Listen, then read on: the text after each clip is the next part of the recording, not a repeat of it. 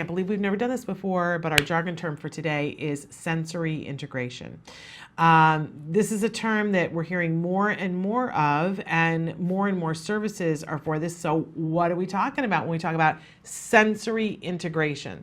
Our actual definition, sensory integration, is the way in which people use information provided by sensations coming from within the body and from the external environment. Okay, I sort of get that, but I kind of really don't get that. So let's move on to our working definition. Sensory integration, it's being able to make sense of the world using your senses. Okay, I have to say that one of the best descriptions I've ever heard of sensory integration and sensory integration therapy, I heard in the movie Poe. There's a moment when an OT is talking to the dad, and the dad, she's doing stuff with his son, and the dad, she says to the dad, do you know why we're doing this? And do you know what we're doing? And he says, no, I have no idea. And you can tell he's tired. And you can tell he's overwhelmed. And she says, okay, great. So here's the thing. Our body is constantly taking in information from all around the room and inside us. And I'm doing a bad description of what she does in the movie because it's so good in the movie. You're just going to have to go see the movie. But she says, we're taking in all of this information. And for most of us, we find a way to regulate that information and form thoughts around it and change our actions around it. So, for instance, if it's too bright in the room, we will do something about that. We might go over and change the shades. We'll think, okay, it's a certain time of the day, so I need to go have lunch. We'll put those things together, and we have the ability to recognize it and change it, right? That's when we're taking in all of our sensory information, we're integrating it, we're putting it all together like a puzzle, right? We take all the pieces together and go, oh, I'm cold. Oh, I'm hungry. Oh, I'm tired. Oh, this music is too loud. Or, oh, I'm being too loud. I need to modulate my voice, right? But for individuals who are on the autism spectrum, sometimes one of their senses is heightened, sometimes another sense is diminished, and that can throw off your ability to integrate.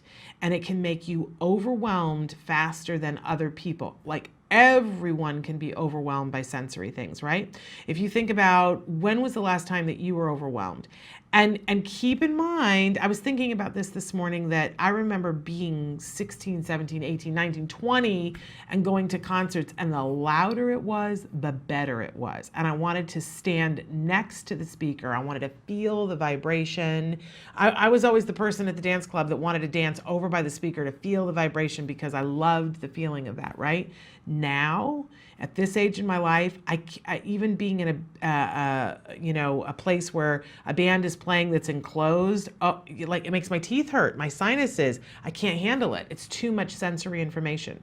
So, and on different days, I can handle different things. And I think I'm not alone in this, right? Think about how you handle things and what you can't handle. I remember years ago, my mother she would waited forever to go to Branson, Missouri. My mother was a quilter. She couldn't wait. She heard that there was a great quilting shop in Branson, Missouri. And I said to her on the phone later on the week after she came back, I said, how was it? Was it everything you had hoped it would be? She said, oh, I walked in and I turned around and walked right back out. And I said, what are you talking about? You've been waiting forever to go to Branson and to go to this one quilt shop. She said there was too much going on. I couldn't handle it. I was completely overwhelmed. I couldn't breathe. I had to get out of the quilt shop. All of us have the potential to be overwhelmed and kind of short circuit when too much is going on. We're all like that. But if you think about for an individual who's on the autism spectrum and all the things that they're having to process and deal with, and if one of those dials is turned up significantly, or if one of them is turned down significantly, how hard that would be. So when we do sensory integrative therapy or sensory integration therapy, it helps that individual to learn how to cope. It helps for them to be desensitized to things where it's turned up, and it helps them to fine tune to be able to pay attention and attend to things where their sense isn't as strong. And all of those things help with focus, with being able to monitor your emotions, being able to regulate I had a conversation with somebody the other day about, do you remember the old Seinfeld episode about mastering your states? If you are somebody who can focus on the thing that you need to do when you do, you're going to be much more successful. Well, that's true for all of us. But when you have more obstacles to that, it can be even harder. So sensory integration helps you to put those things together so that you can cope with more things and put more information together and come up with the right answers. And sensory integration therapy helps you to be able to overcome when you're being overwhelmed by some of those things. It's a great, great thing.